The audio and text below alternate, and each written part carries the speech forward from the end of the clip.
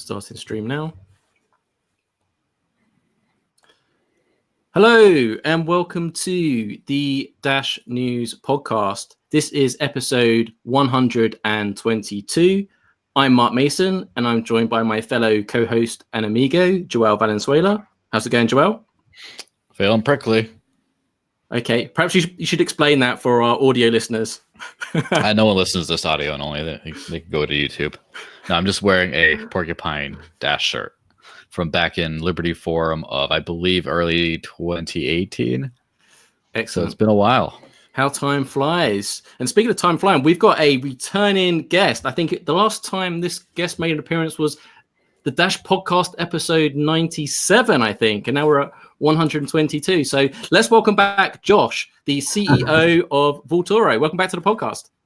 Hey, thank you very, very much. It's always a pleasure being on. I really love I love this podcast because you guys really cover the gamut of news that's happening, not only in Dash, but crypto in general a lot of the time. But, Dash is really, there's just so much happening. Every time I check the subreddit, there's so much happening and it's just hard to keep up. So this podcast's fantastic. Man, Dash doesn't stop. And actually last time, I think you must have like a crystal magical ball or something, because last time you're on, we had quite an in-depth conversation about stable coins. And you was talking about Tether and you were just saying how dangerous it was and how it was connected to two bank accounts. And then it felt like, I think it was like 2 weeks after then, all the drama unveiled. And I'm just thinking, wow, I hope Josh bought a lottery ticket that week, because you hit the nail on the head on that one.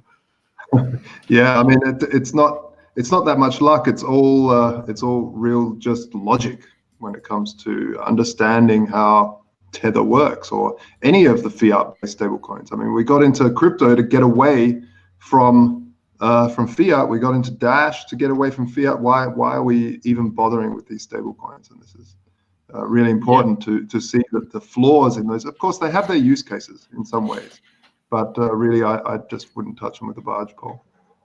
Right. And of course, we've got to talk about the biggest news of this week. It feels like it's been such a long time coming. In fact, I wasn't even sure this day would ever come.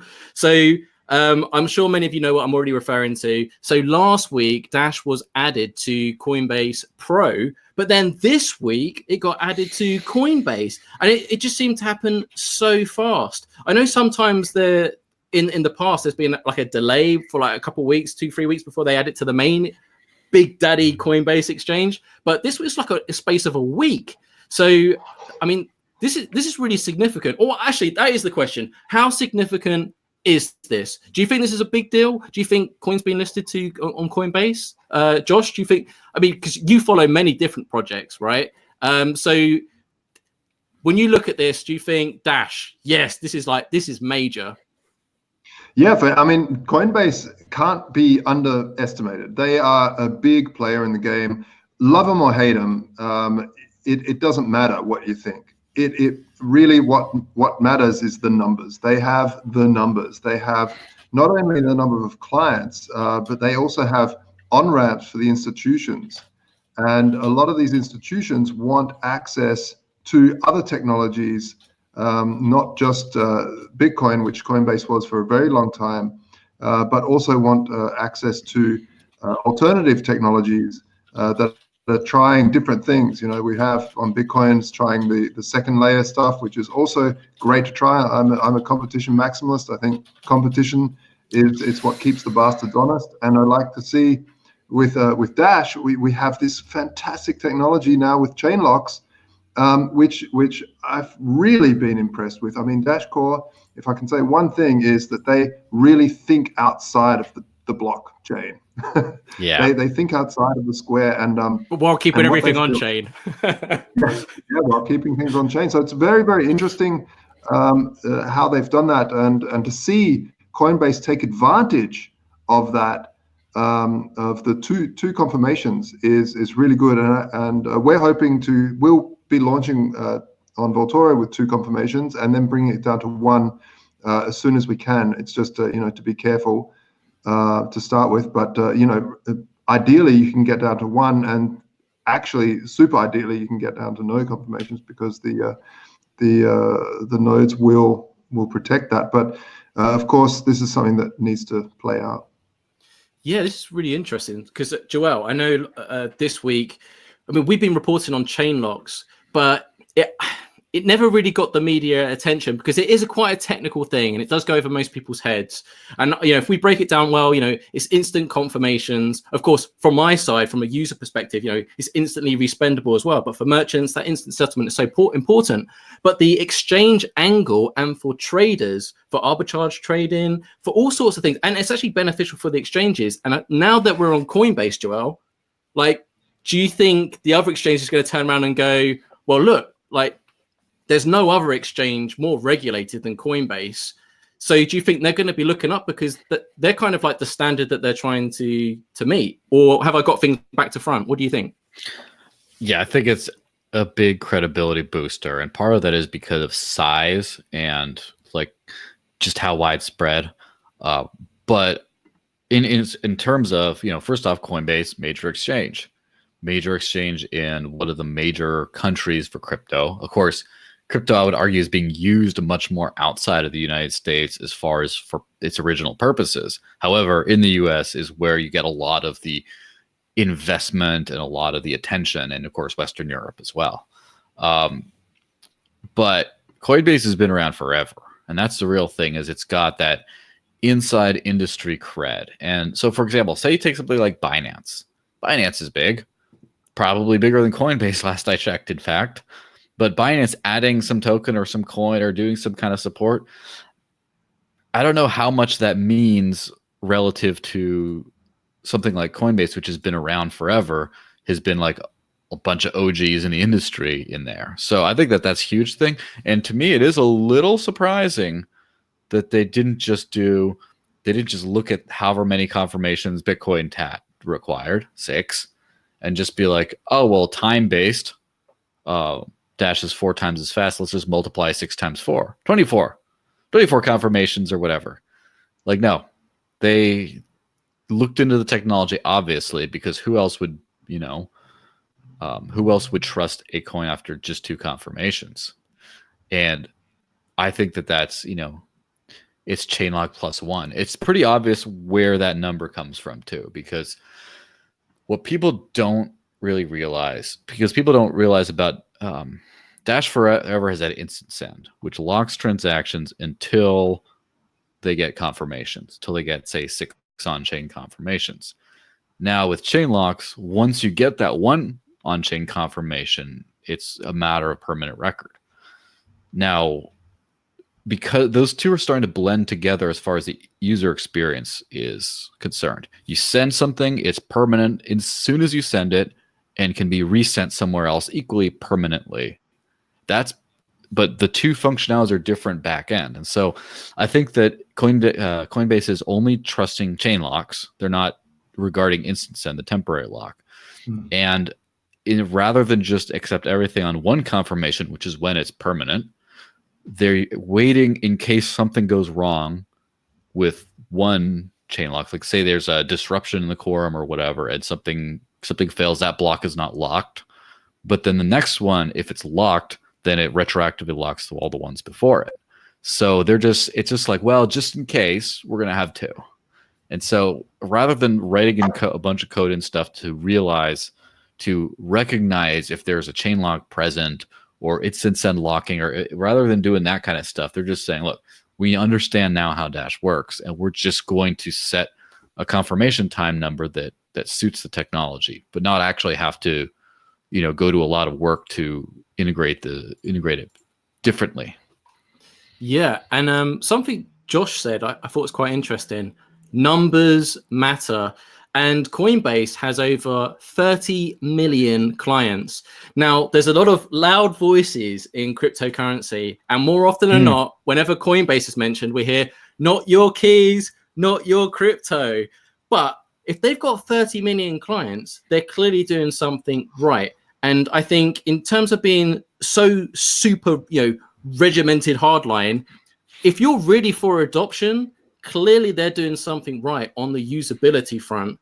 I think they were like the #1 app in the app stores yes, a few years back, right? Late 2017. I don't know if this was US only or globally, but let's just say US only, was the #1 top most popular app in Apple's App Store, which goes to show you just how crazy that mania was. Everyone was clamoring, but the top 10 apps were not, maybe #1 is like Facebook, #2 might be Coinbase, #4 Kraken. Like, no, it wasn't just a bunch of weird crypto ones sprinkled in there. As far as I know, it was just the usual top apps, but Coinbase up at the top. And what that does is it shows that for a lot of people, especially in the US, when you have this like crypto mania stuff going on, Coinbase is how they get crypto. It's just like the #1 thing. It's like the newbie entry point. And so I do remember specifically when Bitcoin had some horrific scaling problems right around that time. I noticed that Litecoin's transactions, which are traditionally quite low, all of a sudden spiked to almost Bitcoin levels overnight, because all these people, all these Coinbase customers were like, I can't get my crypto off. So they just switch it for Litecoin and use that to move it off. And so that spillover effect. And the thing is, it was Bitcoin, Ethereum, and Litecoin for the most part on the exchange at that point. And Ethereum was also clogged in thanks to CryptoKitties. So what a time to be alive, by the way. But it's so like now going down the list, now there's Dash. You can actually have some of that love spill over into Dash. So that for me is a huge thing, because I don't think that we've had our last bull market. A friend of mine has tracked the cycles and believe somewhere fall 2021 might be, if history repeats itself, might be the peak of the next cycle. So I was just saying, it's like, we've been on this train, over and over, and we know there's, we're down, build momentum for the up. Just got to be ready, though. Got to be ready for whatever happens, and then be ready for the 2022 crash, I guess. Well, man, market cycles, right? But Josh, you're a numbers guy, so you recognize, and actually having a platform yourself, you have to take notice of the UI, UX, user experience, right? This is what it's all about. So a lot of people demonize Coinbase because they see them such as a dominant player, but we should be learning from it. I mean, from your platform, have you looked at Coinbase? Have you tried to learn anything from there? Yeah, I mean, Coinbase really are successful because it's easy on-ramp. It's an easy on-ramp. And look, if people pick on it and say, oh, not your keys, not your crypto, it's an absolutely fair thing to say. It's an important thing to keep repeating. It's an important mantra. But at the same time, it's a great way to purchasing Dash. It's a great way of on-ramping society and the normies out there to say, oh, look, I need crypto. What do? I don't tell them to jump on some DEX, some newbie. I say, oh, jump on, some strange DEX out there and try to figure out how to get your fiat into, you tell them Coinbase. And that can be unfortunate because there are some caveats with Coinbase in terms of it's a US company, so there's a lot more, eye of Sauron on you if you want some privacy. So, but generally for the general public, I think it's a great way to discover cryptocurrency. It's a great way to discover Dash and discover what it all holds and why it's so good. Yeah, one thing that I'm trying to understand a bit more, because Coinbase is so much more than just an exchange. They've got API tools that many other clients are using that I'm learning about. But the other side is Coinbase Commerce, which I'm looking more into. They already say they've got over 2,000 merchants, but Coinbase is angling. Well, they're trying to position themselves. I think they want to see them become the crypto PayPal used in e-commerce. And they've kind of got the structure and set up for it. I mean, they've already got the client base. So I think in terms of Dash being added from just a buy, sell, store angle is great. But I think from the utility perspective, when they take this to the next stage, and if they really do push this commerce side of it with Dash, with the confirmations just being instantly confirmed, I'm sure after the period. Well, I'm going to call it probation period, because the two comps is still like light years ahead of the other coins that they're listed in terms of confirmations on Coinbase. But I think even after a certain amount of time, they may even reduce that, right? But I think in terms of actually using cryptocurrency, because most of the market, Josh, is still speculation, is it not? Yeah, no, that's spot on. And this is really the crux of the entire space. When people call, Bitcoin or Dash or anyone else a store of value, I have to say, look, it might be eventually. It might be a store of value, and I think it will be. Of course, it will be. But right now, it's still in the price discovery phase. That's why the speculators are so hyped on it. We don't know what this beast is worth yet. We don't know. We get a feeling, and a lot of speculators are saying, well, it's worth a lot. And oh, no, today it's not. And so you get these huge cycles and these boom and bust cycles, especially. But right now, it is in a price discovery phase. I think something like a network like Dash is worth far more than what it is right now. And I think some of the blue chip cryptos are probably worth far more, but especially Dash, because Dash has got a system which I'm so impressed with, and that's the masternode network of having a fund to be able to fund great projects that are helping promote things like in South America, and the great work that you guys in South America have been doing in terms of the community. It's just phenomenal. And so there is no other project that's really doing what Dash is doing. Really, there isn't. And some are trying to copy, but they don't have that network effect. Yeah, I definitely, for example, I was a huge Bitcoin advocate for many, many years. In fact, let me see. Probably been advocating for Bitcoin as long as I've been advocating for Dash. And obviously, I had to, as far as what I was advocating for, i.e. day-to-day money you send and receive to each other, look, download a wallet, take it for payments, all that kind of stuff, I had to shift to Dash. And that was not, that's something that a lot of people in the space get stubborn about, is being resistant to facts, in that they just, there's a lot of there's a lot of lack of objectivity. And there's nothing that I was never a Dash holder, or I was never happen to know people in Dash that just got me into it. And I just there's no source for emotional attachment. I stuck around because I saw things that caused me to believe it had a strong future. And just the same thing with anything. I think it's sunk cost fallacy is terrible. When people just say, well, I just think, gold is the only ever thing that's going to work because this and that. And, it's real. You can touch it and all that kind of stuff. Yeah. Okay, gold may be fantastic in a lot of ways, but that's no reason to ignore what else is out there. And that's one thing, again, keeps me around Dash. And that's the thing. People think that, oh, you're bought and paid for by Dash. Oh, you're just going to, you're just a scammer shill, or whatever else people tend to say in the space.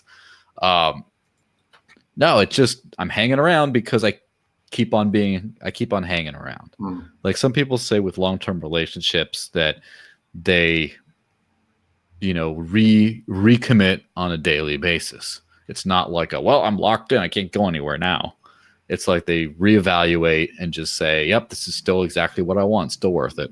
Yeah. And so that's kind of where my position is. And of course, as far as crypto is in general, I still think, despite all the ups and the downs and then the failures and the over promises and just whatever else happens in the space, I'm still well, what matters other than this? What matters more than this? What could advance freedom faster than this? I'm just nothing, to be honest, not right now. Yeah. Well, I think coming back and looking at projects, I mean, if I'm honest, it's difficult for me because I'm in Dash 24/7, 365, and it seems every day there's new integrations, partnerships, developments. And with the news publication, we're having to actually cherry pick stories now. There's actually too much to report on. But this is why I actually really appreciate sometimes having I don't want to say outsiders' opinions because Josh follows Dash very closely and is doing a Dash integration himself. But Josh has contributed to Bitcoin code in the past. He's also a developer himself, and he actually looks to provide solutions to problems. So, last week when we had Dr. Darren Tapp on, as a researcher, likes to investigate, likes to break things and fix things, it's really interesting to see people that think about how things are meant to be utilized as a tool and as a solution to solve pain points. So the fact that Josh, although I suspect, you're opening and you're following because, and a competition inspires innovation, right? In this space, you have to follow up. And, we shouldn't be shutting ourselves off in echo chambers. But, with Dash, I think you were just saying before, like, stick with the innovators, not the imitators, because I think there's I was looking at the GitHub of Dash. It's been like forked over like 1,000 times. I think there's over like 400 coins that are using masternodes now. I mean, there's obviously a reason for that. And I think infrastructure and the practicality of real world use is the one thing that's missing. And if there's one hashtag that really needs to go around now is hashtag utility, not hype, because I think that's what's going to, it either works or it doesn't. And I think when people start using exchanges now and actually start using it on a day-to-day basis, not just as a bank, well, in fact, you can't even become your own bank if you can't make everyday payments. And if you can't make microtransactions because of the fees, it's too expensive, then you're already rubber ducked. Like if your solution's not better than the legacy solution you're trying to replace, you're already obsolete.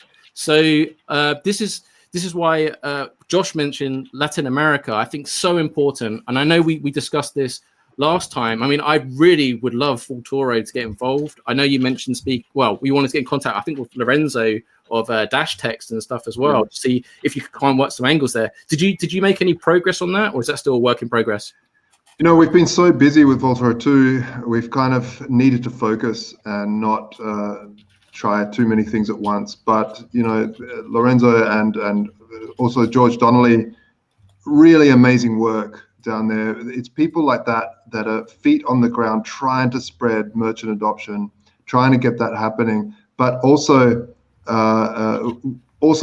outreach to people like places like schools. The whole school lunch thing that was happening in Venezuela is also amazing. All these independent people out there working to bring Dash further and bring freedom. When I say Dash, I really mean, and cryptocurrency as a whole, I mean freedom from this tyranny of, let's just print another $128 billion like they did. And the New York Fed just literally printed $128 billion new dollars 2 days ago. How can you just get away with that? That's crazy. So really delivering freedom, financial freedom, and having an exit door is having feet on the ground. And what's really great, and this is something that a lot of different projects out there don't do, or networks, is that they pay people to do this, because people like Donlan couldn't really do what he's doing without the masternodes telling the network to not only pay the miners, but also to pay him part of that money to be able to go out there and promote freedom. Yeah, absolutely true. It's one of those models where it's an interesting way of organizing stuff, because you have decentralized systems, decentralized cryptocurrencies, and Bitcoin has this fantastic element of just being the first and just capturing that excitement, that spirit, and just the rippling network effects of like the tech jumped on Bitcoin. And so it has just all this stuff.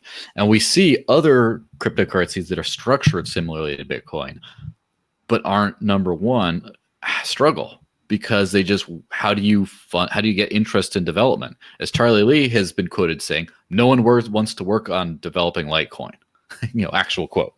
And like, just how can you get that done? And then Bitcoin Cash is a fantastic example, because from what I've been able to see, of course, I haven't dug deep and verified a lot, but it looks like they got a lot going on in terms of various development and various adoption initiatives. And I'm wondering what Bitcoin Cash would be without Bitcoin.com's heavy support, without, you know, a significant company that then is able to help with development, help with adoption tools, help with all this stuff, like without that organic part. And so Dash has its own Bitcoin.com in the form of the treasury. And I can't imagine, like, at a protocol level.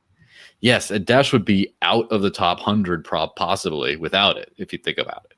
It would just like, oh, no one cares, no one can build on it, they just can't fund development. Like, it would be so hard without this innovation. And now you're starting to see other projects, like, for example, Zcash had its own, you know, version of a treasury in terms of the founders reward, and now they're having issues without it. You know, I haven't kept up with the latest drama on that, but it is what it is. Decred, of course, has a treasury system.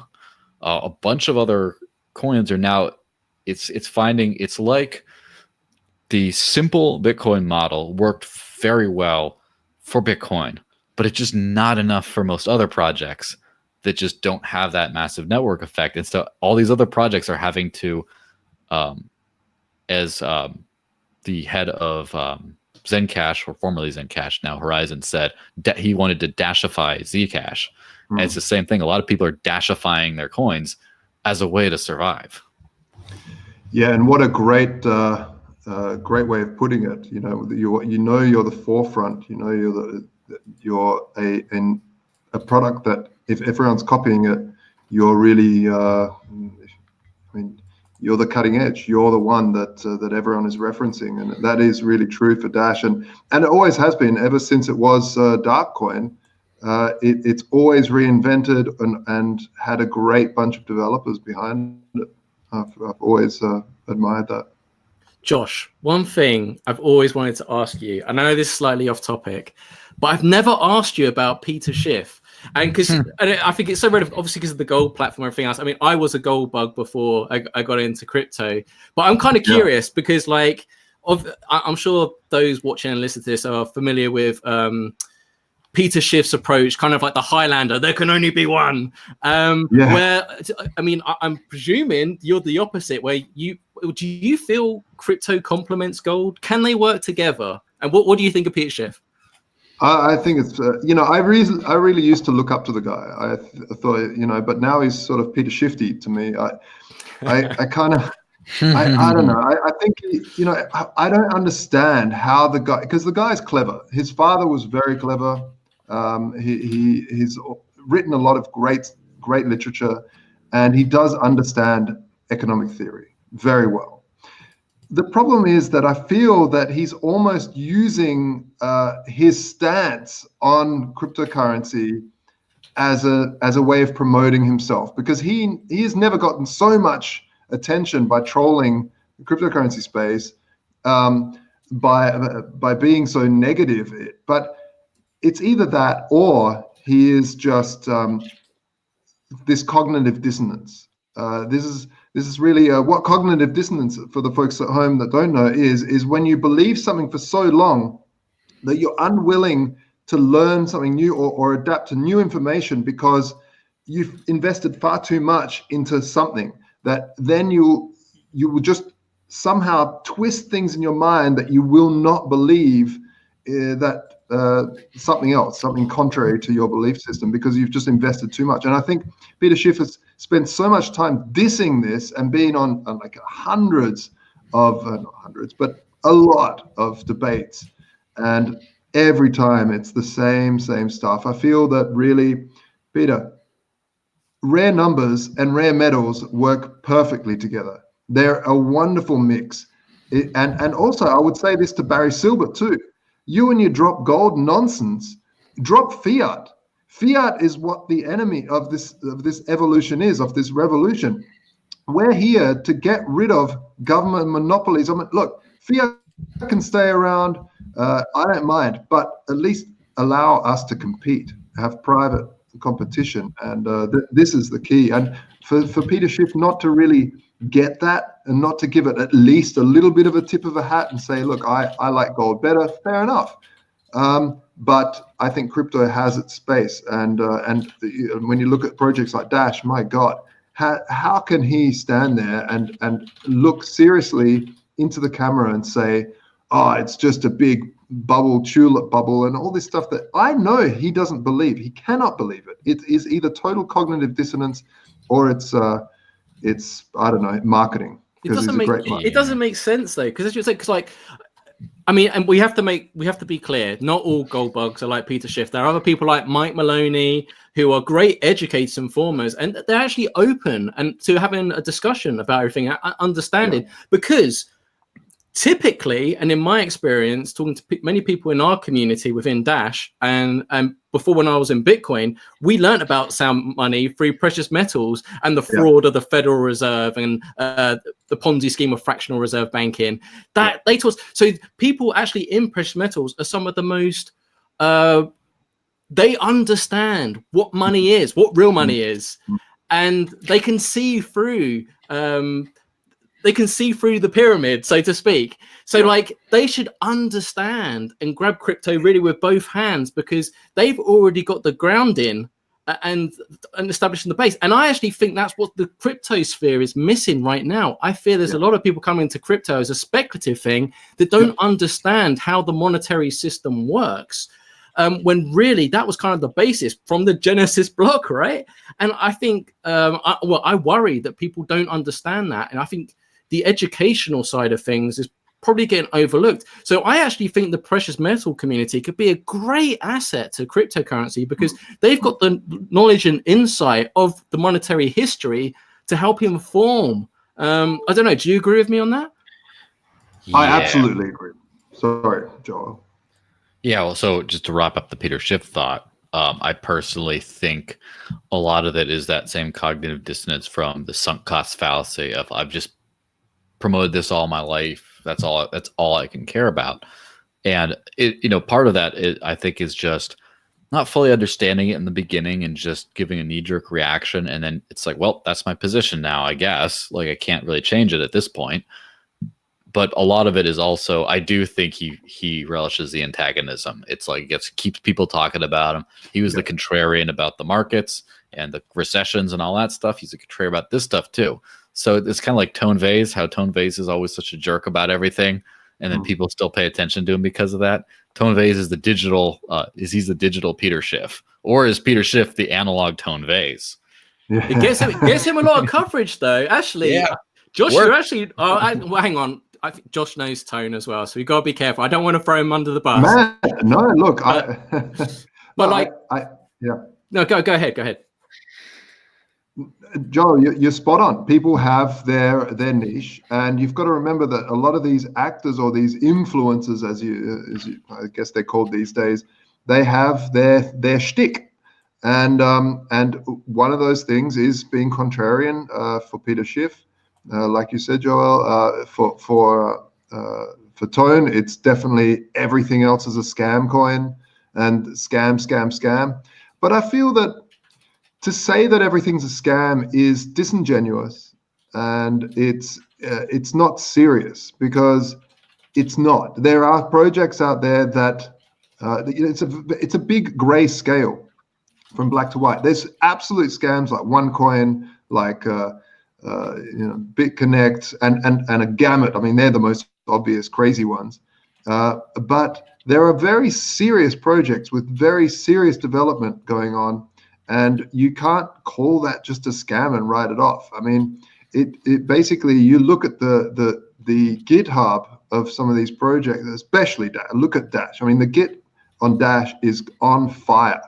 There is always commits. There's always stuff happening. And when you look at technology and math, like the quorums, the LLMQs that have just really revolutionized the whole 51% attack deal in masternode networks. To just write all that stuff off, and all that development and all that research off as a scam is a bit sad on my part. I like Tone as a person. I think he's a cool guy, but I feel he's. I think he's sticking to his thing, which is just calling it. Yeah, I mean, there's also, I'm sure this could be appreciated by people who know him more than I do, because I kind of like passed by him a few times and chatted with him in person a little bit. But there's a little difference between Tone Vase in Anthony Vainsborough. Like he's who he is as a person versus the image that is Tone Vase. I mean, he is kind of a caricature. Tone Vase is a caricature, and it's also not his real name. So what's the real man really like, you know? Can we just all agree, though, that the biggest scam is central banking and fiat currency? Yeah. That's the real scam. That's stealing people's purchasing power. Yeah. And it's I don't know. Have you heard about B Cash? Sorry. I'm not trying to be antagonistic. I'm just saying, yes, I can absolutely agree with that by a large margin. Josh, I've got a question for you. Bring it. Do you believe in aliens? Yeah. I mean, I don't know if I believe in it, but I think statistically, it's very, very improbable that we're the only ones to manage to live. Because the reason why I bring this subject up... Do you think they look like Mark?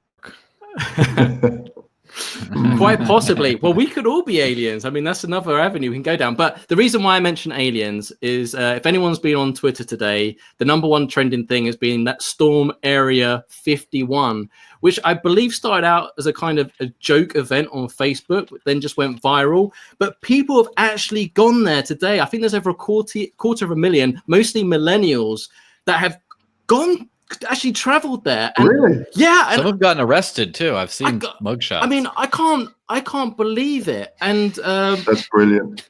But like the way that they've mobilized, I know today was a big climate change thing around the world with many meetups and stuff, but Area 51, like the meetup thing's taken over. And I'm just thinking, like, I'm reminded of Max Kaiser back in the day did a campaign like crash JP Morgan, buy silver, right? Yeah. And like I was a huge silver bug, and I was thinking, yeah, if everyone just goes and buys 1 ounce of silver that day, like there's not enough silver to go around, and I got super excited. And like today, I was just thinking, well, this event, wouldn't it be great if we could get those people and take that passion and channel into crypto? Now, of course, you can say like, oh, on this day, everyone buy some Dash or Bitcoin or whatever, because obviously the price would go through the roof. However, I would hope someday in the future that we could have some kind of event which would be to unbank yourself. And on one particular day, we could have hundreds of thousands of people that would actually close down their bank accounts. That would send just such a ripple. And actually, with the banking system, show they need. Sorry, it's called XRP now. But like they would have to revolutionize and learn to adapt, whether it's embracing cryptocurrency via ATMs or whatever. I mean, of course, I want people to come to their own banks, but that kind of presents another issue as well, because as much as I love cryptocurrency, I can't say in my heart that it's ready for the mainstream, because we can't expect people to shut down their bank accounts and go full crypto now. You can't, because they've got mortgages, direct debits. The whole package needs to be simplified and made much easier. But maybe 2021, when the markets are kind of being upswing, there's more attention and then there's more adoption and stuff. So I already live unbanked right now. Sometimes it's a little bit of a challenge to live only off crypto unbanked, or only have Dash specifically. But also, it makes it more of a challenge that I don't use like AML KYC services, like crypto debit cards and things like that. I did when there was a couple that didn't require verification for under certain amounts, just because otherwise I'm like literally being banked. But if you have that loophole where you can do that, it should be quite easy to live all off of cryptocurrency today. And what would be nice to do is have a landing page on how to just become unbanked. It's like, here you go. Like, this is the service that you use for this. Here's the bank pay. Here's how you get all your income, like through Bitwage or whatever, get it all in crypto. This is like how you do it. And then just do like a hashtag the debankening and just like throw some ad money behind that, like get it strategically planted everywhere. Have like a giant store of memes ahead of time pre-made to just start rolling out at strategic junctures and just get this wave and just be, this is the day we all go into our banks and close our accounts. Boom. Cool. And it's at least 6 months ahead of time, so people can start planning on like how like they're going to cancel their direct debits or whatever. And then they're going to be like, well, I'm just going to pay you with this thing, or I'm going to do it this way, so they can switch and just see if we can get like hundreds of thousands of people to dump their bank accounts. That would be pretty fantastic, huh? Man, I love that idea. I love it. But what always fascinates me is I see things like crisis points, like in Hong Kong, where you do have this push to say, hey, let's run the banks, let's run on the banks. And all of a sudden, it doesn't really happen. Like you think, oh, you turn on the news, oh, they're going to do a run on the banks today. Nothing really happens. And I always wonder why. Why is it the case where you have these big news articles saying, "Oh, these demonstrators are going to organize a run," and I remember hearing that in a few different countries, and the latest one being Hong Kong, and it just never seems to happen. So I'd like to see what happens. I mean, of course, I don't want to see pandemonium. I don't want to see people starving. So doing something like you said of just saying, "Hey, I want to organize a way that I can pay for food, that I can do my direct debits and pay for services that I already have, but do that in Dash without disrupting my life and without destroying other people's livelihoods." Because the problem with run-on banks is that they happen very quickly. When they do happen, they usually happen organically, and they usually happen through fear, and then you really start getting problems where entire sectors collapse because they cannot function. And that's part of the thing about the responsibility. It is a bold and reckless type of a move to do, but that's why I think if there's a responsible way of doing it, to where you just line up a bunch of like, here's the systems you could use to just basically keep living, but just say, I'm actually all in crypto now, even though you might not be, including like, hey, True USD or Tether stablecoin support. So it's like you're not even taking the volatility risk necessarily if you don't want to. But just the memification of it, like run on the banks, people don't really, first off, they just don't know what else they're going to do. It's like, oh, I run on the banks, I maybe get some cash out, and then everyone knows I did. Now I get robbed at home and my life's ruined. Like, it's scary, but especially there's no reward. Like, who knows? But if you can post on social media, people know. If you make like I saw someone was doing some news report in front of Area 51, and then there's some dude who just ran in the background with his head forward and his arms back, just like the Area 51 meme, just like the meme. And it's like some dude actually went there and like ran behind a newscaster, like charging the thing. Like people do so much for attention, especially for like dumb things. So I don't know, it could work. Well, I still think we're not there. I mean, like, you'd have to give forward guidance, right? And then even the banks would be aware of it, and then you don't get the panic and pandemonium. Because I think you're right. You don't want to cause chaos or be the creator of chaos, but you want to help people make those informed decisions. And I do think it's gradually getting better. Accessibility, tools, support, services.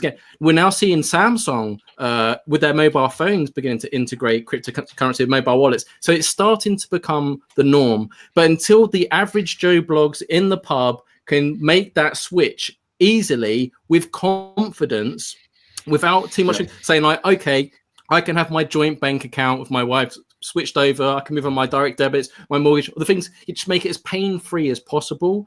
But actually, because we always say take back control and become your own bank, but we need to make it as easy and simple. And perhaps it's even showing people the tools of that as well. Of the wallets. Like how the Exodus wallet. I haven't used it for a while, but it breaks down the chart with your portfolio and your holdings, everything else.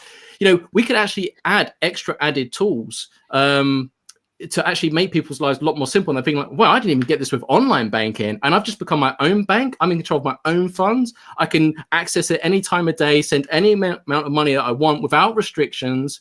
And of course, we're getting, I know there's a lot of people that are living month to month on their paychecks, unfortunately. And a lot of people do borrow money. And if you are unfortunate and you do find yourself in that position, well, you can still take loans backed by crypto and everything else. So we are getting this full kind of ecosystem take its place, and people are taking even taking out mortgages to buy property using crypto, right? So like we're getting there, but we don't have that solution just yet. And even with I guess we should talk about the Dash platform and the Dash Pay usernames. Blockchain usernames will make things so much easier, but it's all it will all come down to interface and the user experience, because if it's not accessible to the average person without having to explain the technicalities behind it, it's going to be no good. And until we're at that stage, we're going to have to rely on big players like Coinbase,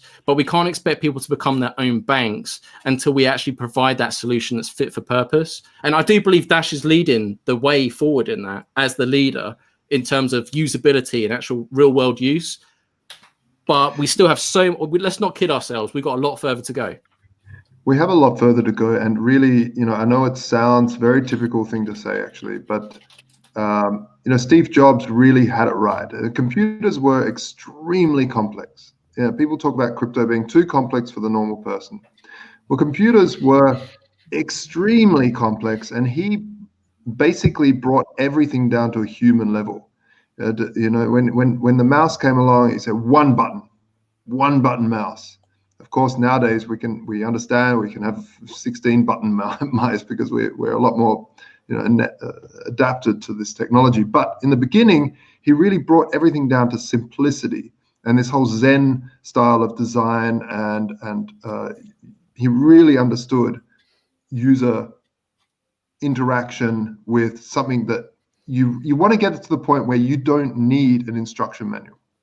Everything becomes so innately user-friendly that you open up this thing and you just know what to do.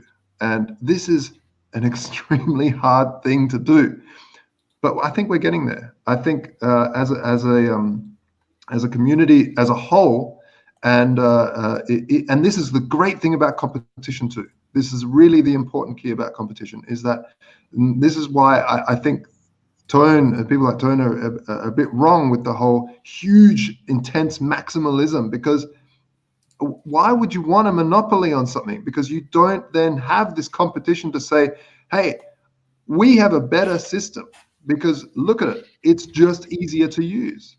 And that's exactly it.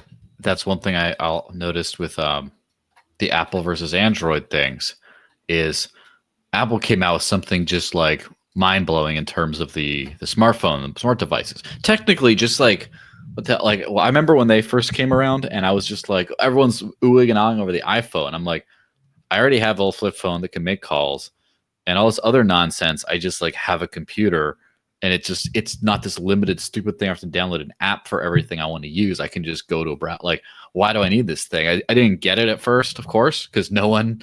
And then it turns out that it just revolutionized the way people interact with technology. And then Android just like, you know what? That's pretty cool. We're going to basically just rip them off with, make it way cheaper. And then just like now the Android development, in my view, a lot of ways, Android is pulled ahead of iPhone in a lot of different ways. And of course, there's people very tribal in that, but you had to have the industry changer. And now if I would never have owned an iPhone because it cost too much. I just either couldn't afford it back then, or I just would not want to spend all this on this stupid trendy thing. And also I always want to do other stuff like download crypto apps, which I could not do on an iPhone for a while. They just literally removed all crypto wallets from the App Store. They wouldn't let it be on there. And so I kind of wanted that too. So now we have competition coming in, and I think it's made everyone a lot better. And who benefits? The user. The user. So and I think once again, Josh hit the nail on the head, because we refer it back to mobile phones, and not, all of us came from Bitcoin first, so I'm not being disrespectful here. But if we talk about in case of mobile phones, I think in the early 1980s, Motorola had the first mobile phone. One of those brick mobile phones, like hello, the big brick mobile phones. Now, if that was Motorola that first came out with that, then of course Apple came and revolutionized it later on down. But we have BlackBerry, the Nokia phones. We had so many different things that if you just stayed at that first thing, like that Peter Schiff mentality, or that Max was like it's almost is communism, just saying there can only be one, like there can't be anything else. Then we suffer as consumers. It's in our best interest to have as much competition and a free market as possible. So actually, Bitcoin maximalists are anti-free market, and that's that mentality, because at the end of the day, blockchain is a technology, and technology is a technological graveyard of MySpace and BlackBerry and everything else. But it's been a learning. It's all about the journey, right? And you never get from here A to B. There has something so happen in the middle, and Dash is an evolution of Bitcoin, right? We're a fork of Bitcoin, but we've added stuff on top. I know people are saying like Dash is Bitcoin on steroids, but the thing is, we wouldn't exist without Bitcoin. But one of the things that the Maximus get wrong, I think, is that they look at Dash and they just, they see it as competition. So first off, they're standoffish. But the people that first got involved were Bitcoiners themselves. Like everyone I know within Dash working it was in like Bitcoin before, and it came out of frustration because there was a lack of there was no mechanism for governance, and Bitcoin Cash didn't exist then. I mean, that came further on down the line. I think if Darkcoin didn't come out, or Xcoin originally, but it switched to Darkcoin pretty quick. If that didn't happen, most people probably would have gone to Bitcoin Cash. But we did it before. I think it was probably the right time because there was issues and people were asking about privacy. In 2013, there wasn't many block explorers about, so people actually thought Bitcoin was private. It sounds crazy to say now, but that was the truth of the situation. Yes, there wasn't as many exchanges as there was around back then. That recalls me back to my first Bitcoin wallet back in 2013, and I just had my address, my public key, and of course my private key was mine. But like, you want to send me Bitcoin, you send it right here. And that's it. And I'm just like, this is cool because no one can stop. No one knows who's behind it. I'm like, yeah, but as soon as I copy paste that into some email or something, all of a sudden people know who's behind that address, and any jerk can just watch that on Block Explorer. Oh, I see how much money he has. Oh, he has a lot of money now. It's a good time to strike and hit him over the head. I remember a time before HD wallets. It's like now people are like, oh, maybe we should have new addresses every time. And then that's not even enough.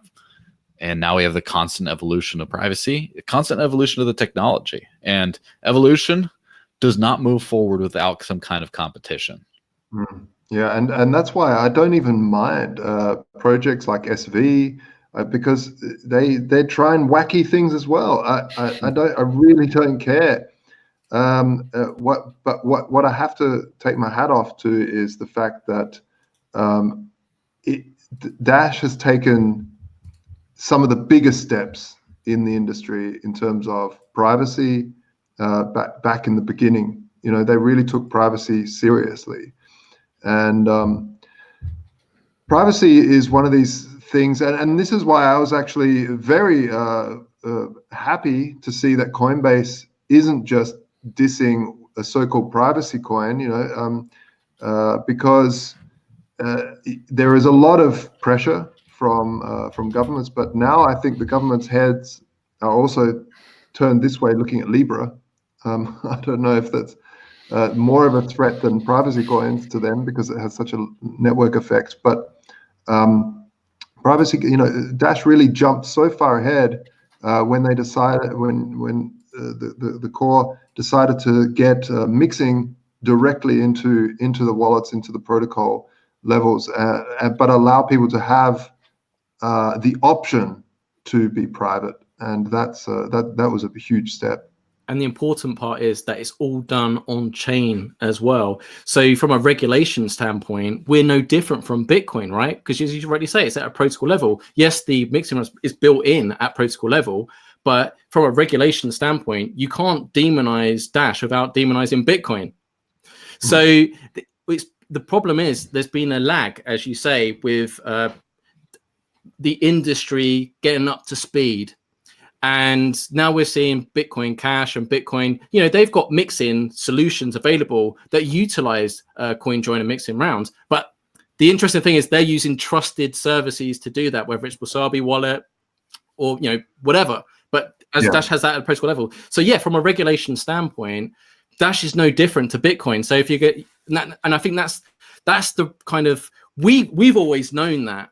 But I think with the actual terminology of private send, it said, it sounds quite dangerous. I mean, it was dark send before, right? Which even sounds more nefarious. But really, for me, the private send part is the digital cash part of Dash, and 1% of transactions are private send, which is kind of crazy when you think about it.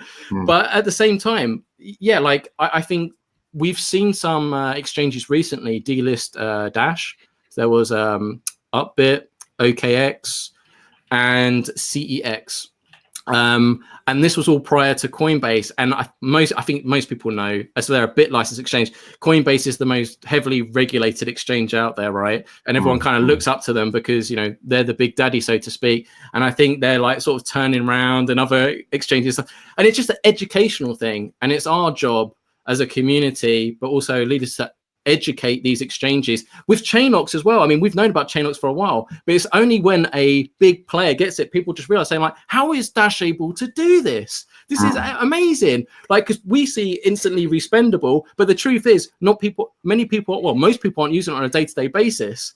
So I think we could be at a turning point, but we need more education. And I'm hoping Coinbase is going to open up actually many doors. I think this is the first domino, and I think there's going to be many more to come. And really, Bitcoiners and other things should get really behind us, because Dash, whether you like it or not, the numbers don't lie. We're actually pushing merchant adoption in countries that actually need cryptocurrency. And if you know, the reality is, if your cryptocurrency can't help people in a country where central banking and central planning has failed, that's a question you need to ask your own project, because that's the ultimate litmus test. But if the free market is opting to use a solution that works for them and they're happy to use it without force, right? They're making that choice because it's the best solution available to them. Everyone wants to save money, especially in a country with hyperinflation.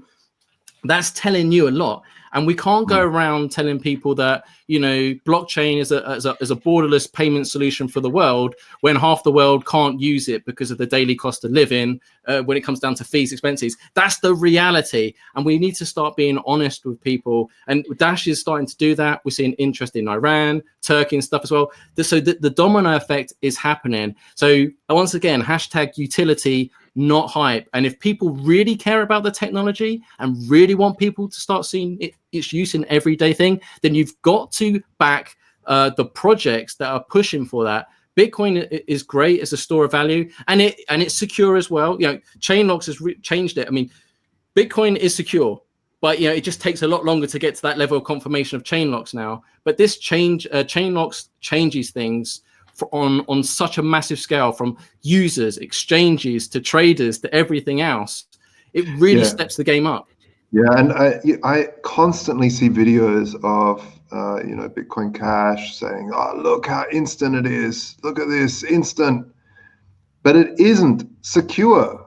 It even if they took out some of the easy use of replace by fee. And then they say, now it's secure. Well, no, guys, you can still write your own transaction. And these are the people that you have to be scared of when you do an instant transaction and you accept that as payment. Of course, like for coffee and stuff, no one's going to reverse that or double spend that. But you could, and so to show videos of just bloop, there it is, and then say there it's safe. It's not safe. It really isn't. You can still replace by fee. You can spend the same inputs. Again, you just have to write your own software or find some other wallet that can do it.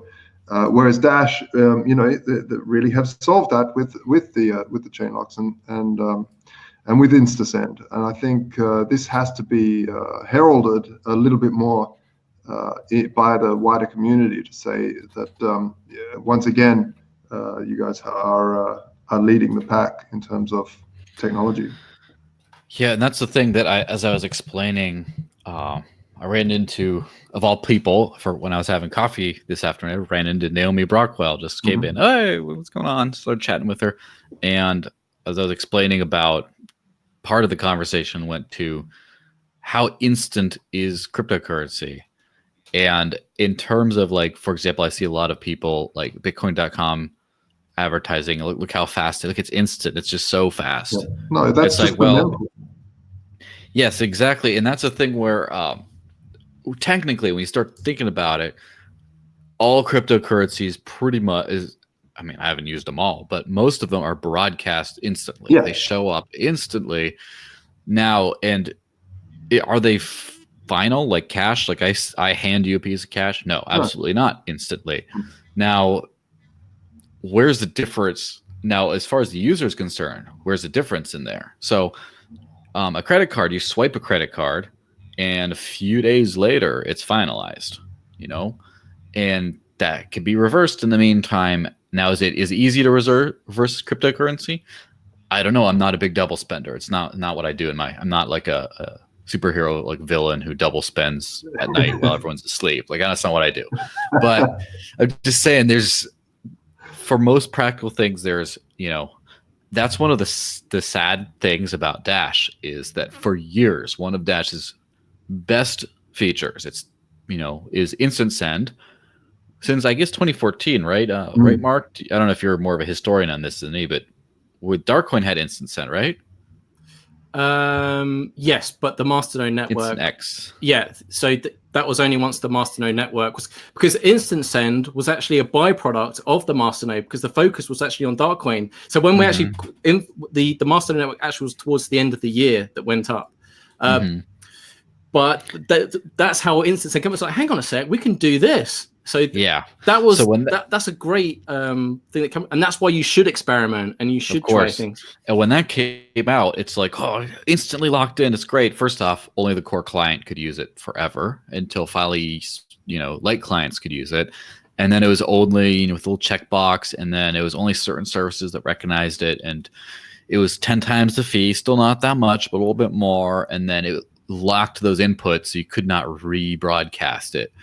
And so it was like, but the biggest shame in instant send, it includes to this very day to a certain extent, is that no one really cared.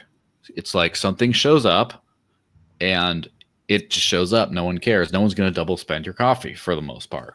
And then the other thing is, well, everyone's going to wait until it has a whole bunch of confirmations if it's like a serious amount on exchange anyway. So why, like, this instant send is fantastic, but it does nothing.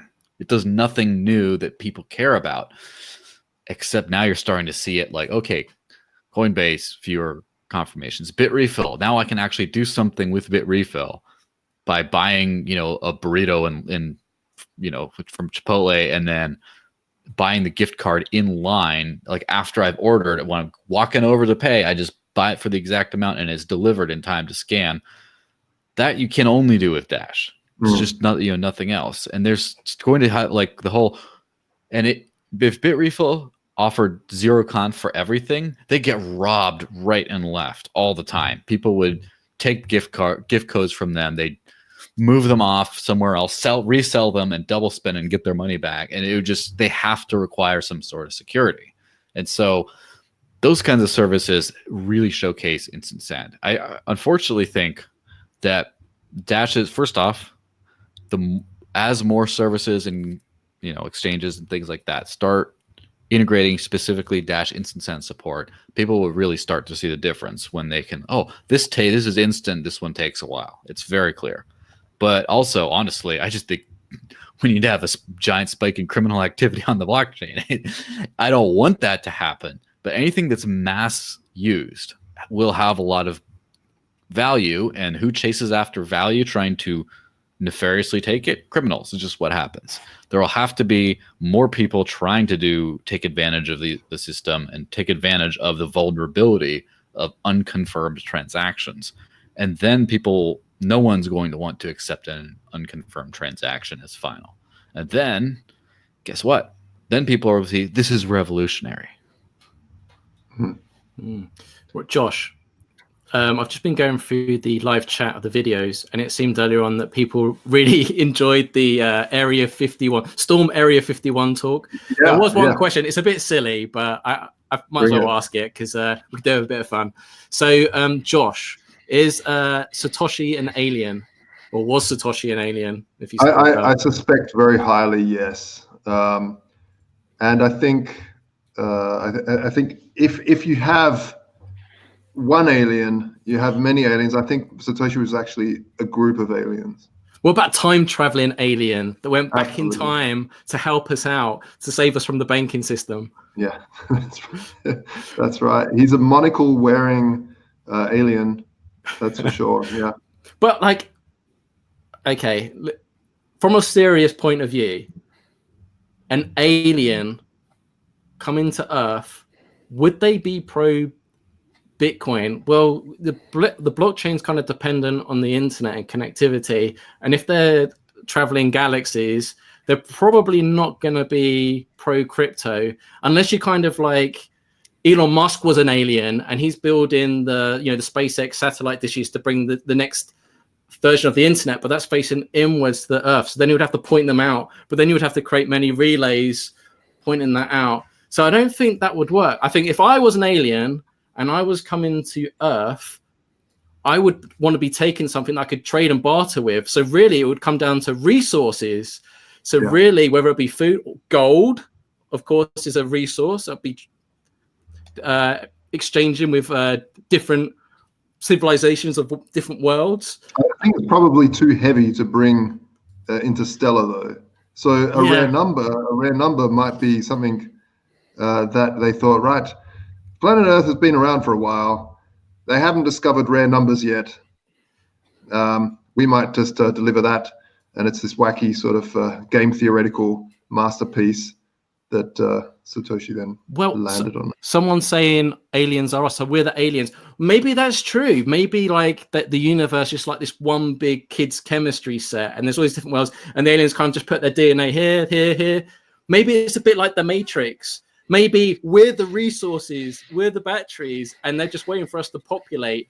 Although it seems like thousands of years of us to evolve, to them it might blink. The human eye, I think, can see like 25 frames a second. But if they're from a different existence and different dimension, they might be moving at a completely different speed and trajectory. So for us to evolve, they might come in. I don't know. I'm going a bit long-winded with this, but I mean, like, all I'm saying is storm that Area 51 because I want to know the truth.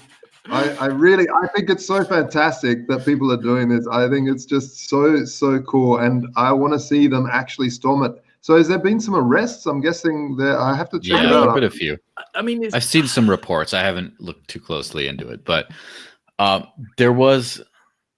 The problem is, like, I scrolled by. I thought I saw some mugshots in some article. I did not open the article. I saw something else that was from like wokenews.net or some. I'm not making assumptions, but I'm not saying it's an untrustworthy news source. But it's an untrustworthy news source saying something about some man with dyslexia got nabbed there by authorities and they released him and they felt bad. Like, I don't know. It was a little weird. But dyslexia, that's what I'm saying. Dyslexia doesn't affect the brain. Like, it's like, oh, I was trying to drive this way, but I drove to Area 23 instead. It's like, that doesn't make sense to me. But that's what I read.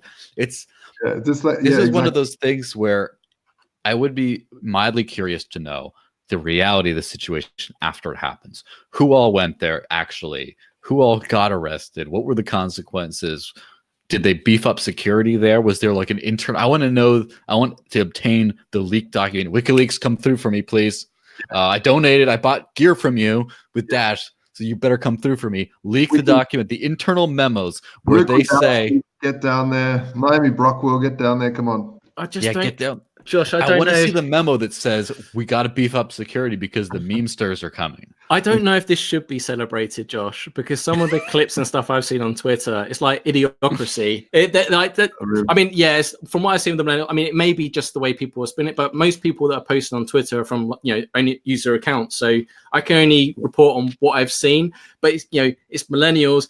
And it's like they're taking it really serious. They really think they're going to break out ET from Area 51. They've got things up saying like free aliens. And it's like the country. And it's just like, is there any hope for humanity? So like, that's why I'm just like, can't they just channel it for something good? It started off as a joke, but like people have really jumped onto it. And do you think, of course, the government would have been aware of it. If there was any aliens being there, of course they would have moved it on.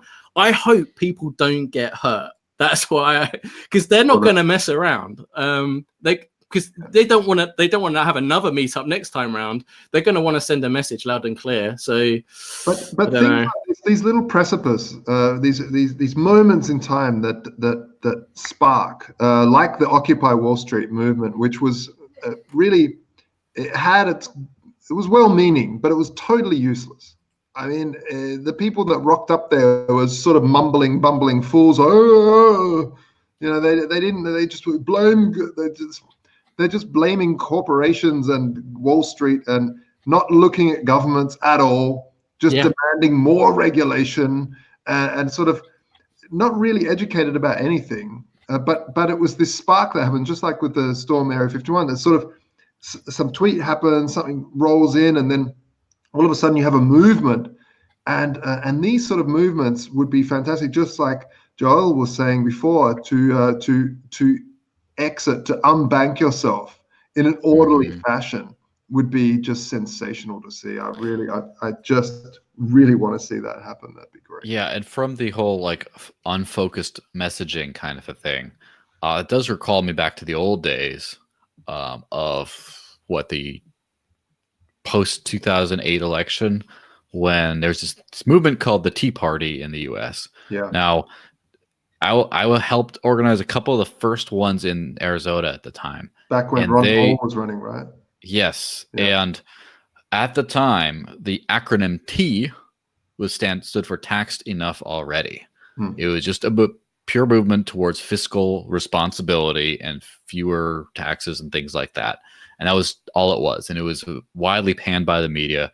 And but it got so successful from just this very simple, we don't need more taxes, we don't need more regulations, we just, a very simple and sensible message. Then all of a sudden he says some crazy people showing up. Like, I don't think Obama has a birth certificate. I don't think he's born here. Yeah. And then someone else came up with like a table saying like, shed the devil's lettuce, say no to marijuana. And there's like all kinds of like other crazies just jumping in. I'm like, oh no. Okay, this is going out of control now. This is just like, Yeah, and then you get teabaggers, the meme teabaggers coming. You're like, oh, damn it. It could have been so good. No, I remember that. I remember watching because Ron Paul really started that whole, it was the first time, or the second time he ran, I guess, because he ran in the 80s. But, and the Ron Paul blimp was out, there was all these cool things was happening. But this whole Tea Party movement was really kind of cool because it was this youthful movement to put an end to the ridiculous amounts of taxation. And I thought it was really cool. But yeah, exactly that. You're spot on there, Joel, is that you just see this nut jobs rocking up, and then all of a sudden in the news, it would be like, oh, look at this nutcase. He's part of the teabagging movement. Yeah. So the debank yourself and no banks, yes crypto. First off, how many pomp tweets could we get out of that one? A lot. Right. Just think about that. That's a weaponizable resource right there, is pomp tweets. But that is a very simple message of, first off, don't use banks, don't use trusted third parties like that, and use crypto.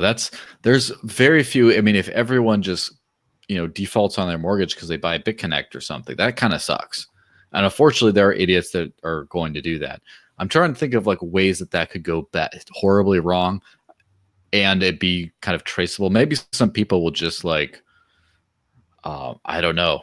I don't know what other people will do, but the switch banks for crypto, as long as people know how to use it, and as long as there's some other things, it should be okay. And I honestly don't think that it will ever get to that scale, at least in the short term, where you'll have a bunch of idiots participating. And I'm not saying like I'm not trying to be mean to people, but there's just like, as long as people go to the page or whatever and just, oh, I'm going to buy some cryptos, here's how you store, like, as long as they like follow instructions relatively or do their own ideas and research about that, they'll be fine. I'm not talking about someone who just like sees the, debank yourself hashtag and just like drives a shopping cart full of explosives into a bank because banks suck. Like, no, we don't want that kind of stuff happening, which is what tends to happen when people get a little bit hysterical if it gets too big. No, and I think Mark hit it on the head before when he said that I don't know if the timing's right, because we don't have the UX stuff sorted for the absolute mainstream for a hashtag reader just to go, okay, I'm going to just dive in and do it. I wish we did. But I fear we still need a couple of years. And Satoshi was a big one on this. When WikiLeaks first started accepting, he was like, it's too early. it's too early, guys. We need to pull back. He was a big fan of slow growth when the time's right. So I'm not sure if it was the right thing or the wrong thing, but it's just an interesting correlation. And but I think this is the beauty of decentralized protocols, is that anybody, some kid in Myanmar, could be sitting here writing the most user-friendly app you've ever seen, and suddenly it just appear on the interwebs, and people start auditing it and go, wow, that really is cool. Yeah, I mean, the crazy thing about the free market is the free market is just the mass nexus of human minds and efforts. And there's just some very interesting things that come out of that in the end. But who would have thought that the prime usage of Ethereum, people are talking about Ethereum, about all kinds of stuff it could do. And then it ended up being ICO mania. Everyone's raising money for their other stuff. And that was like the #1 usage of that. And then ended up being CryptoKitties, which, I mean, it's kind of funny. And I understand it's funny that that's the one that just like hit, oh, this is something I'm willing to throw a lot of money into, us as a people. And then I hear that a lot of Tether's transactions have since been pushed over onto the Ethereum chain as opposed to Bitcoin. I don't understand technically very much about how that works, but it's funny how like Tether also is a top 10 crypto. Fiat is a top 10 crypto. Isn't that funny? Terrible. Yeah, it's funny though. Yeah, I mean, the blockchain has really let down a lot of people. This whole blockchain hype, it is finally, people are waking up that it is a load of nonsense. That really, how many times do you wake up and need an immutable database? Pretty much hardly ever. You need currency every single day, over and over. So the killer app for blockchain, apart from conferences, is actually currency, and this is, and I'm really glad to see that that's actually slowly starting to take mainstream by the tail, because this whole nonsense of blockchain's cool, bitcoins or crypto is not that interesting. I'm glad you mentioned currency. First off, I just want to say shout out to all you teabaggers out there. Hilarious. But I'm pleased you mentioned currency, because there's an ongoing poll right now. There was a DIF proposal that went up Dash Investment Foundation, but there's an additional poll for the masternodes to talk about any money that the DIF gets from the treasury, vote on per cycle. How should they hold on to that money while they're waiting for investment opportunities to present themselves? And there's a whole bunch of ones, whether it should be like 100% Dash, or split just between dollars and Dash, or perhaps freeways between Dash, gold, and US dollars. Yeah. And I just want to bring your insight in here, as you're Mr. Gold, right? So you was kind of floating an idea of me before, and I think someone kind of let the cat out the bag. Now I think this has been put about now. And as we're talking about currency, like crypto is still quite volatile, and many of the proposals that are submitted to the network are multi-month, and gold could actually play a role in helping that volatility as an option. Do you just want to talk a little bit more about that? Because you discussed this for me as a potential proposal to put forward. Yeah, so I think it's unfortunate if I see some really interesting projects going through the master, asking the treasury for money. And what's very, very unfortunate is when, let's say, the core team, they obviously need to be paid, and it's fantastic that they can. But if they need to build up a massive war chest because we might see a dip, that's really unfortunate, because we aren't in a store of value phase for crypto yet. We aren't there yet. It will be maybe in 5-10 years, we will see a space where it starts to be very, very stable. And then we can start to say, now we are in a phase of store of value. But before then, Dash is a fantastic medium of exchange. It's super fast. It's super good as currency, as moving money. But I think it is just very, very important to be able to hedge some of that volatility risk. It is in something that's bank independent, that's not fiat, and that can be audited. And one of the big things that we invented at Vaultoro was the Glassbooks protocol to allow people to audit gold, and it's fully insured and audited as well on a professional basis, and allow them then to spend that gold as Dash again. So I would like to see the investment fund. First of all, I think it's a fantastic idea that there is the diff. I really like the idea that Dash as a network can also now start to own equity in companies that they invest in. I think that's a big step forward.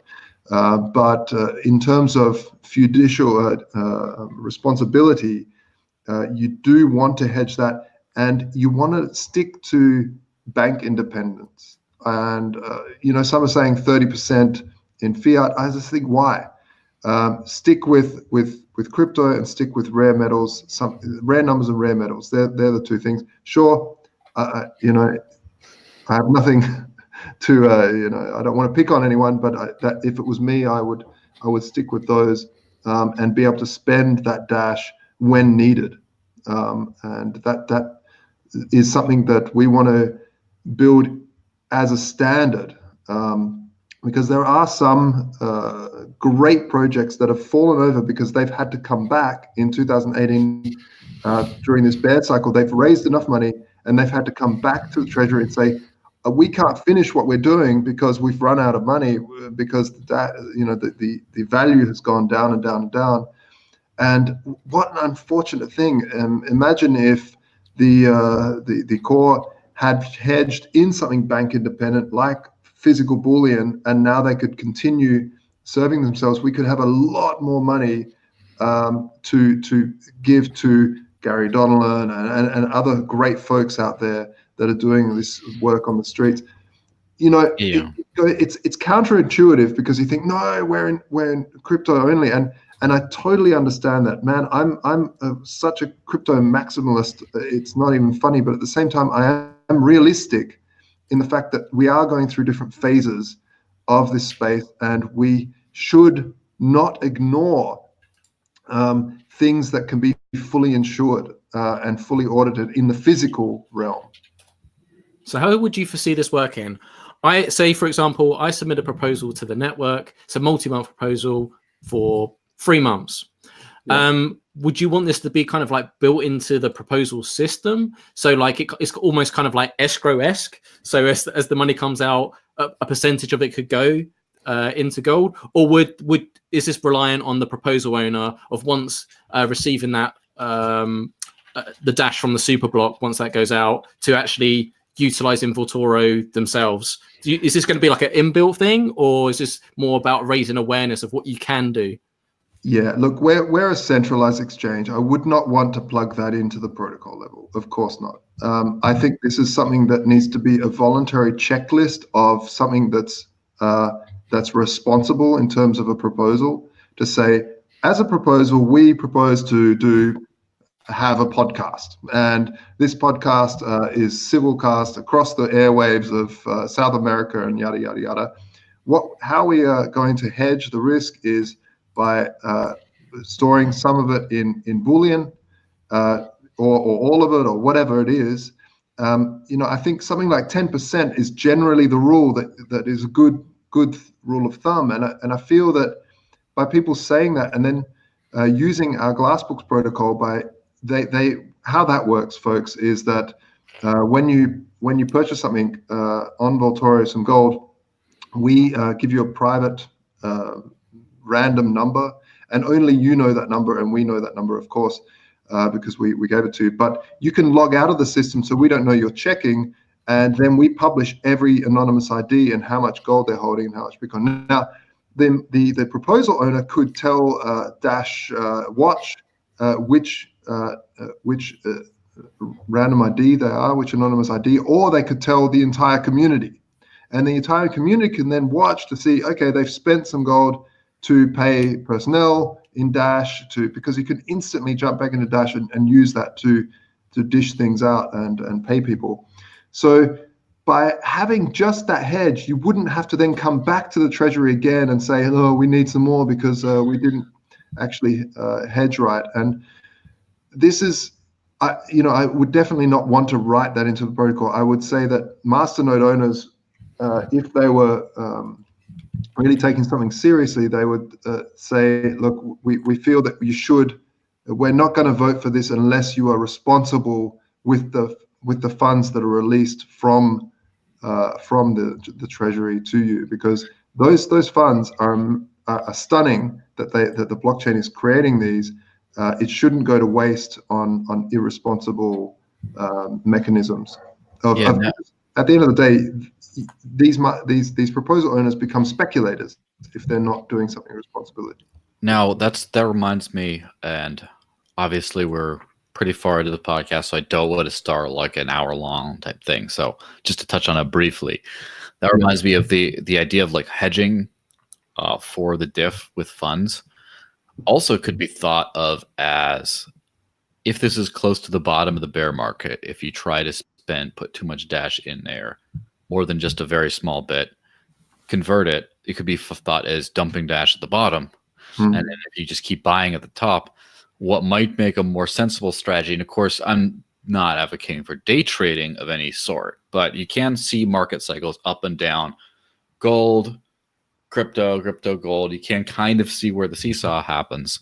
And maybe it would be good to put a larger percentage of the diff's resources into that when Dash is perceived to be at the top. Again, you can kind of see when the price hockey sticks over a short period of time, this far away from the bottom of the last cycle, you can kind of predict. And at that point, put a lot more in, and then put a lot more of that then into Dash when the market seems to be at the bottom. So then you not only do you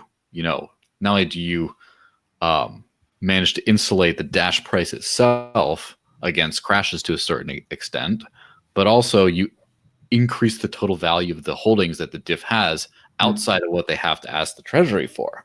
So by actually managing that money, by managing their own investment, I think that, in fact, I might think that some kind of thing like that might be a minimum basic requirement for the diff to be trusted in investing in other things, is can you handle and grow this investment that you have, like, rather than act on a subsidy thing. So, for example, if you get, my ideal version of the diff would be, what if the diff gets a one-time grant and that's it?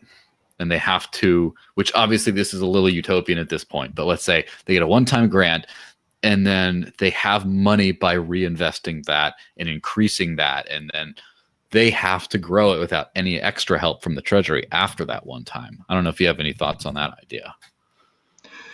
I mean, for the diff, it makes sense because they are professional investors, or should be.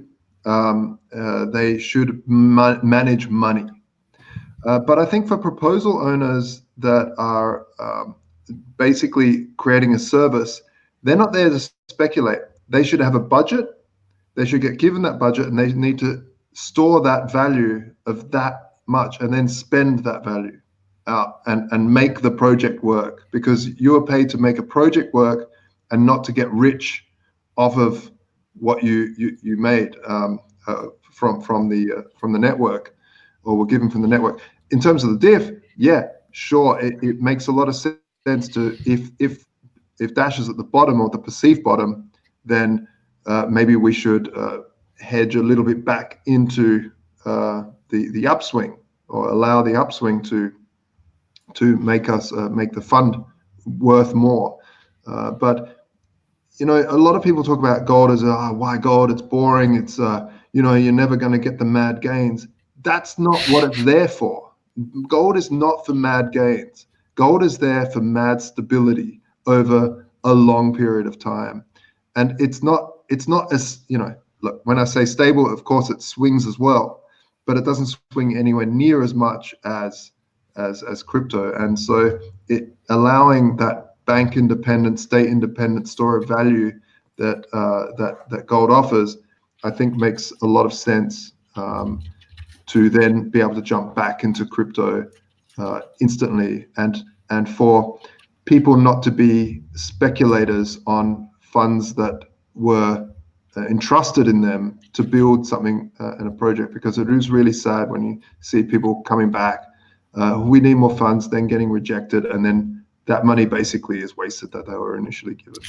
Yeah, that's it's one of those issues with the treasury is it's inflexible in terms of how much it can dole out, and especially once you lock in a proposal, it's it's inflexible. But then the price of Dash is very flexible, as it turns out. And honestly, I think that this might be a minor problem over a long term, because volatility, boom, boom, boom, boom, and then once you start getting a larger ecosystem, higher valuations, higher non-speculative use, so like people need to buy Dash so they can save money by sending it and such, and then they don't really care to if they don't really care to buy and sell at different prices. They want to relatively the same, and so even if they're willing to take like a 1% volatility loss, if they save 5%, it's worth it, right? Yeah. So once that all gets stable, then you won't see, like over the course of a month or two, you won't see more than maybe like a 5% volatility or something. At that point, maybe the proposal owner says added 7% buffer, and then at worst it will only ever tank that 7% during that time, and then that's just it. As long as they have a plan for if it goes up 7% as well, to like, oh, we have some extra funds, but it's not like they have 5 times the funds that they thought. But yeah, it's a temporary problem to a certain extent, but it is interesting to think about ways of dealing with that. Yeah, and I just feel like I wish Dash Core could have hedged something in 2017. Because I think they do too. I think they wanted to at the time and were not able to for legal reasons surrounding the structure of the entity. Yeah, I mean, this is also a tricky thing, but this is the good thing about what we are. We're not a bank. We're bank independent. We don't need licensing. We enable people to trade in and out of two, a physical good and a virtual good. So it's basically a barter, and the barter laws are very different to banking laws. Sure, people are going to be upset with what I say. Some people get really anti that, but at the end of the day, gold has a function, and that function means that it can't be printed out of thin air. It's all about drop fiat in my mind. It's getting rid of fiat. Stop using it to hedge in. Stop using banks. If we want something stable, that's the way to go. If we don't, that's fine too. But I think it's just a fiduciary duty of people to run something that's given to them, entrusted in them to make something happen, and not to speculate on that and actually make the thing happen that they got paid for. Can I put you on the spot very quickly? Because there's only 3 days left for masternodes to vote on this poll on how they would like the diff to utilize any funds that they receive from the treasury, and gold is one of the big options there. So no pressure, but I'm going to put you on the spot, and but keep in mind that your answer may dictate how I vote. Okay. So it's important. Right. So if the diff were to utilize Vaultoro, if gold is selected as an option in this poll, are you going to give us mates rates? How's this going to work out? Because there's storage fees and stuff involved and all sorts. Look, absolutely. I mean, of course, we are a for-profit company, and we need to survive. We want to grow. We don't want to fail. But it comes with volume, and something like this, if it's a standardized protocol, this volume would allow us to give mace rates anyway, because we can then buy more gold cheaper. The more it's all about a volume game as well. So absolutely. And in terms of the storage costs, those costs we have. If you look around anywhere else, we really are the cheapest way. We literally pass on the cost to the insurance companies and to the auditing firms. So the storage is for big metal doors, people with guns, for the insurance and auditors, professional auditing, like the best auditors in the world, BDO International to be precise. They are one of the biggest auditing firms in the world.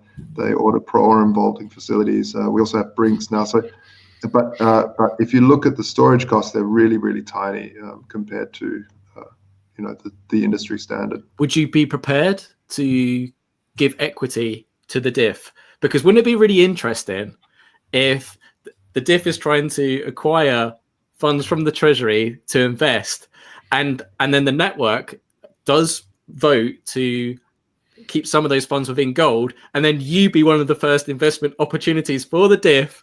And if you could give equity, I mean, that would be really interesting, because then obviously we would have a vested interest in seeing you succeed. There's all kinds of things. We could offset the costs of trading the Dash to Gold trading has, removing the fees, but then having the other cryptocurrency trading fees. I don't know, but then like we would be united in our approach. I don't know. Would you be open to that? Is that doable for you? Absolutely, and we've already been talking to the diff. Oh, you have? Oh, great. Okay. About that, because we feel that it is a good.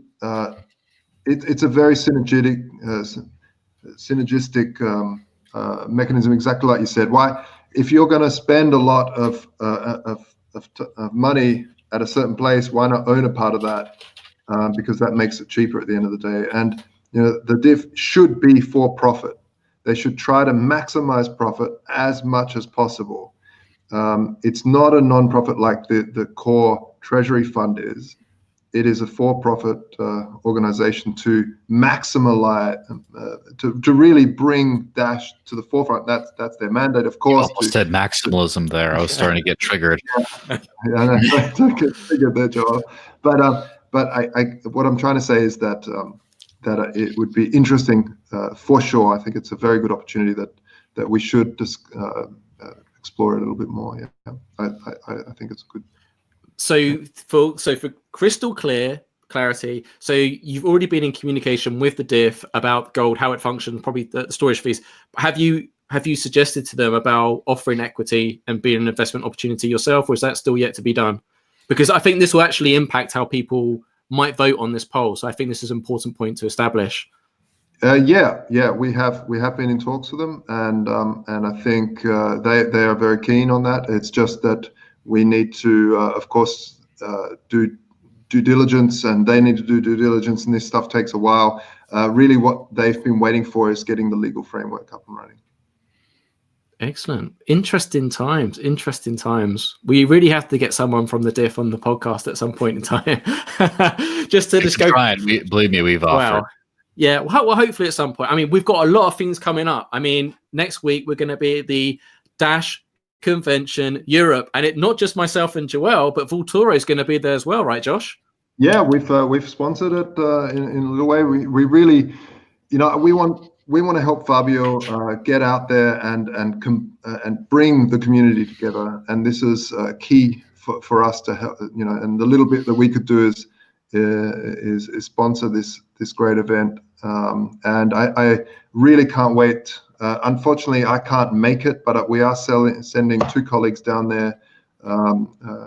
Anna Valdez, she's giving a talk, and also Moritz will be there, and he's a fantastic Dash fanatic for many, many years, as are a lot of our team members. And so, I'm really looking forward to hearing what goes on. I'll be watching all the live casts and things that are going to be coming out of that. I'm really looking. Are you going as well, Joel? Yes, absolutely. I'm flying out on Wednesday, and I'm bringing the lady friend with me too, so that'll be a fun time.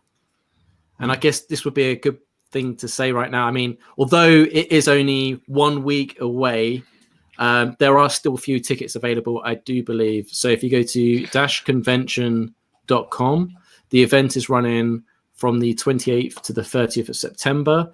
Saturday, Sunday will be in Zurich, Switzerland. And then on the Monday, we are going to Munich, Germany for Dashtoberfest. So it's going to be a fantastic opportunity. The live stream details are still being worked out, but we're going to have many people on the ground. Rodrigo from Dash Brazil is going to be there recording videos. We're going to have Coin Telegraph there as well, probably interviewing the keynote speakers. On the Saturday, the co-working day, which the part I'm really looking forward to meet people in the community, but actually talk to projects and other Dash-funded organizations that what's going on, and we can listen to each other and really come up with some cool stuff. And there's going to be some cool things to show off and actually interact with when you're there. I'll get a rollicking if I let it out the bag now. But I'm looking forward to playing with some of these new toys that are going to be there, and you're going to be able to interact with them as well. So I'll try to keep everyone as updated on social media as possible. And of course, we will do our best to keep the video content flowing. And I also look forward to Anna from Vaultoro, who's a keynote speaker. So dashconvention.com, go check it out. There's a whole list. There's the agenda on there, FAQ on travel, hotels, everything else. If there is anything that you have any questions or want to know more information about, just go to the Discord, which I'll let Joel give the details in a moment on how to get there. And someone will answer you, because there's many people coming from the community, and they've probably already looked into those questions that you're seeking answers for, so they should be able to help you there. Josh, is there anything else that you want to put out there about Vaultoro? This is your opportunity right now. Look, I just I have to apologize to the community that it's taken. There's another delay in launching Vaultoro 2.0, which has the Dash integration. It's really it's a tough thing to launch. We built Vaultoro 2 from the ground up. It's basically Vaultoro 1 has been Bitcoin and gold only for many years, and Vaultoro 2 will have Dash involved. And we wanted to build it from the ground up, so we didn't just jam in and take code and cram it to try and make it work. So it's taken a while. We have had some setbacks, but the most important thing for me isn't just arbitrary deadlines. I do want, we've been around since 2015. We've never been hacked, and this is because we take our time, we do things properly. And sadly, sometimes deadlines are missed, but I would rather, Bitcoin and crypto and Dash and all of it is just far too slippery to do it wrong.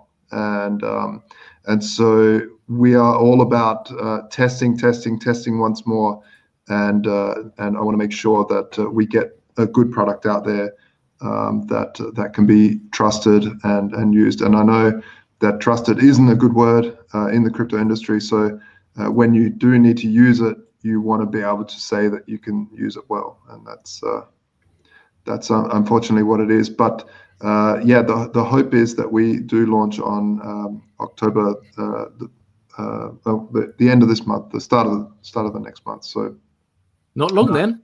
Not long. And my team they deserve a great big nice holiday after this, because they've been really putting in the long nights. But I'm super excited to show the world what we've built. We've already released a video. I'm not sure if that's gone live. I'll have to check with our CMO, who's also a Venezuelan, by the way, and he's got some great insights in what's going down there. I'd love to. Maybe we should have him, you guys, as a guest, because he's got some great insights in what's happening on the ground over there, and seeing as Dash has put so much work into spreading digital cash and freedom down there. I think it might be a good.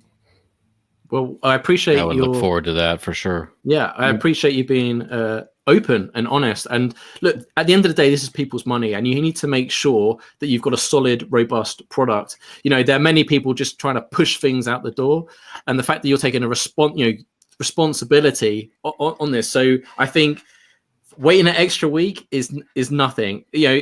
So by all means, make sure everything is solid, because and it's reputation and stuff as well. And you've been doing this for years. You put a lot of time and energy into this. So I think the network is going to completely understand. I'm looking forward to the release. I'm looking forward to Anna's keynote talk and learning more and exploring the platform. I have received the video from your team, but I think we'll probably release that with the press release itself, and Joel will be heading that up on Dash News. But I'm really excited, and I feel like this is going to be an ongoing conversation in the community on how gold and Vaultoro is going to play a bigger role, just for maybe proposal owners, but also for the diff as well. And you're right. In terms of mates rates, it is something that we definitely want to do. I mean, we want to work very closely with the Dash community. So I don't think it's about mates rates. I think it's about being trying to spread freedom. And that, how do you do that? Well, you get it out there as cheaply as possible and as most cost effectively as possible. Excellent. Okay, cool. Is it that time? I think it might be that time. Is it that time? I said, is it that time? Whoop, whoop. Yeah. Yeah, DJ Joel in the house. Right. Okay. Well, you know me, I'm always mixing. Hey. Yeah. So now is the time that you got to remember, because Mark already made me like explain a t-shirt design, just a throwaway comment in the very beginning. So there must be a bunch of audio only listeners. And if you're one of those people and you got offended by that, well, I'm sorry, but also grow a thicker skin. But about those people, audio only podcast comes out, iTunes, Stitcher, everything else. And it gets posted on a Saturday in the post. There's all the links to all those. So please jump on there, listen to while you work out, whatever you want to do, long car rides, whatever you want. And don't forget on this YouTube stream to like, comment, share, and subscribe. Everyone always says the cliche thing. Every content creator says those 4 things, usually in that order. But hey, it really helps if you do all of those. And yes, I do read the comments. And sometimes you talk smack, and sometimes it annoys me, but I do still respond. So now it's time for the glorious after party of legend, which is just like this, except it's not just 3 of us. It's a bunch of us, including you, hopefully, if you're cool. And the way you get in there is you go to the Dash Talk Discord, which is staydashy.com. Oh, there we go in the live chat. Staydashy.com gets you in there. And you just start asking around, where is the mofo after party? Where's the after party? How can I get in? And someone will plug you in. And you can just chat to the wee hours of the morning, and all kinds of cool stuff gets brainstormed there, as well as just social stuff. So be there. Excellent. Thank you, Joel. And Joshua, how can people follow you? Twitter, @Vaultoro, correct? @Vaultoro, that's Vault as in a gold vault, and Oro, which is Spanish for gold. Fantastic. Well, thank you, Josh, for coming on the podcast again. Please keep in touch. Will do. Thank you, guys, and thank you for your great work. Podcasting and all of this stuff, the news is really key to spreading freedom. Is education. Apart from good UI, it's good presenters teaching people the rights and we've all been too de-risked over the years by governments and regulations. De-risk everyone. So people blindly go out there and get fooled by scams. So having great podcasts like this one to educate people about what is and what is not something that they should stay away from is really, really important. And you guys do a great job. Financial freedom, that's what it's all about. Yeah. And we're grateful to you coming on. And yeah, Dash is the gift of financial freedom. So that's exactly what we do, and we appreciate all of you joining us as well. Thank you to everyone that's participated in the live chat on YouTube. It's been very active, so much appreciated. This was episode 122 of the Dash News podcast. If you're watching this on YouTube, please like, share, and subscribe. Smash for Dash, and don't forget to hit the notification bell to be alerted about future video content. I hope you have a fantastic weekend wherever you are in the world. Stay positive, stay humble, but most importantly, stay dashy. Have a good weekend, everyone.